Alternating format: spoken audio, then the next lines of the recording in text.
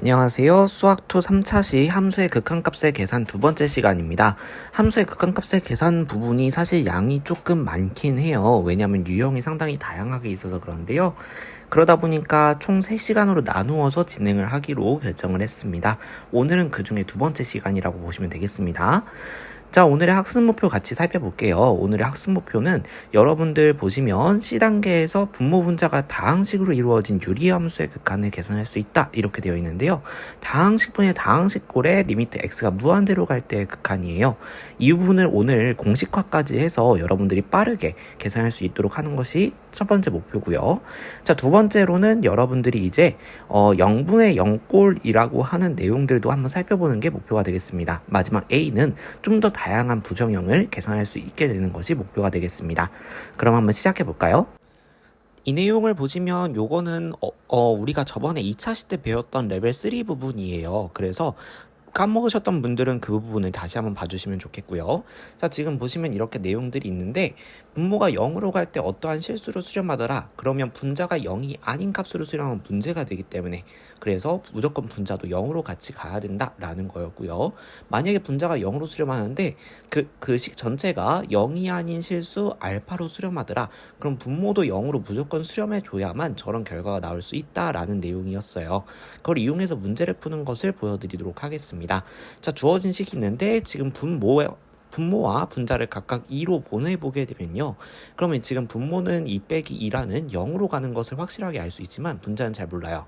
근데 식은 전체적으로 3으로 가야 되니까 분자도 0으로 같이 가줘야 된다라는 결론을 낼 수 있고요. 그래서 이제 결론적으로 분자를 보내보게 되면 다항함수기 때문에 대입한 것 같다. 그걸 이용하면 b는 마이너스 2a 마이너스 8이라는 식이 나오게 되고요. 그걸 원래 식에다가 다시 대입해서 정리를 해보도록 하겠습니다. 자, 근데 식을 정리해 봤을 때 분자가 좀 복잡하게 생겼더라도 어쨌든 우리가 0분의 0꼴을 이기 때문에 이렇게 만든 거잖아요. 그럼 분자도 x는 2를 대입했을 때 0이 된다라는 거거든요. 그걸 이용해서 여러분들이 인수분해에서 x-2는 기본적인 인수로 고정을 시켜놓고 인수분해를 해주시면 좀 더 빠르고 쉽게 구할 수 있을 겁니다. 자, 그럼 분모 분자를 0으로 만드는 공통인수 x-를 약분해주고 식의 형태가 바뀌었으니까 이제 다시 x는 2를 대입해주게 되면요.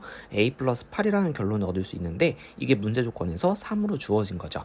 그럼 a는 마이너스 5가 되겠고 그걸 b의 식에다가 대입을 해주면 b는 2라는 값을 얻어내실 수 있겠습니다.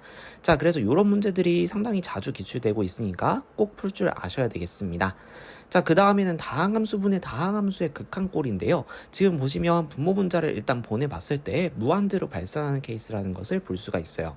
그러면 여러분들이 이런 꼴도 부정형인가? 라고 볼 수 있겠는데 선생님이 간단한 예시 3가지를 통해서 설명을 드리겠습니다. 지금 보시면 첫 번째는 x제곱분의 x인데요. 약분을 해주면 x분의 1이 되면서 0으로 수렴한다. 두 번째는 1, 세 번째는 약분했을 때 x가 되기 때문에 무한대로 발산해요. 그래서 무한대분의 무한대꼴이지만 너무 다른 결과가 나오기 때문에 부정형으로 분류를 합니다.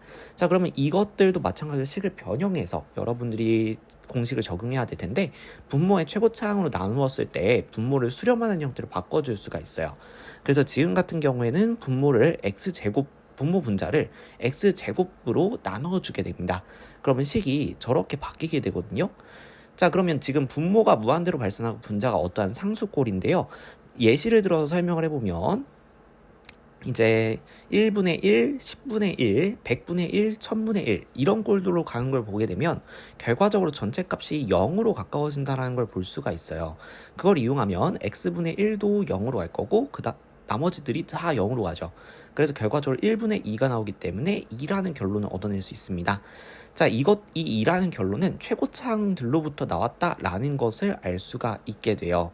자, 그러면 이 내용을 토대로 우리가 공식화를 해볼 수가 있겠습니다. 자, 공식화를 해볼 건데요. 만약에 m과 n이 m보다 크고 음이 아닌 정수라고 한번 해볼게요. 자, 그랬을 때 n차분의 m차라고 하는 건 분자의 차수가 좀 더 큰 상황이라고 보실 수가 있겠죠. 예시를 통해서 설명을 드릴게요. 자, 다음과 같은 예시가 있다라고 했을 때 마찬가지로 분모의 최고차항으로 분모 분자를 나눠주겠죠. 즉 x제곱으로 나눠주게 된다면 분모는 이제 1로 수렴하는 형태가 나왔는데 분자가 지금 보시면 무한대로 발생합니다. 그렇기 때문에 이 전체 값도 한없이 커지는 상황이 나올 수밖에 없겠더라.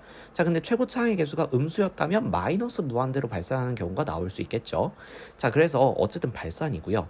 자, 만약에 n차분의 n차 동일한 차수라면 앞에 봤던 것처럼 결과적으로 최고차항의 개수들만 살아남는 꼴이 나오게 될 거예요. 나머지 것들이 전부 다 0으로 가니까. 자, 그래서 지금 보시면 최고차항의 개수들로 결정이 된다라는 것을 보실 수가 있습니다. 결과적으로 극한에 있어서는 최고차항의 역할이 주도적이 돼요. 그래서 최고차항의 개수의 B로 결정이 되더라라는 거 봐주시면 되겠고요.